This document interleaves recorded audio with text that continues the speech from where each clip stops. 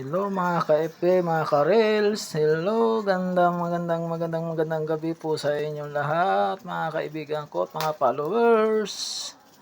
Nagluluto pala nga tayo ng paksiw ng chicken. Chicken na paksiw.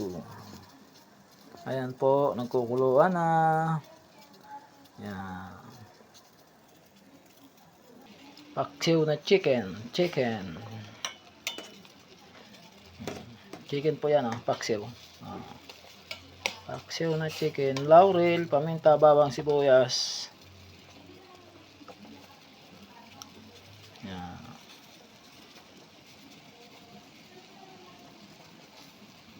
Lagyan natin ng sukang paumbong, pangpaasim, paksiw na manok, mga ka-FB.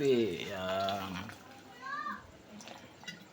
Tikman natin ang lasa kung tama ang asim.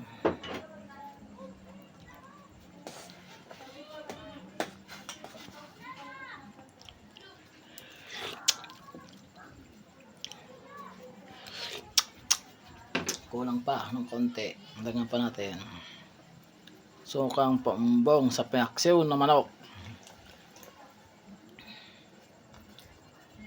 Masarap sana pag native, kaya lang dito native 45 days. Tanggal ang lansa sa sukang paumbong. Wow, ayos na, sarap na.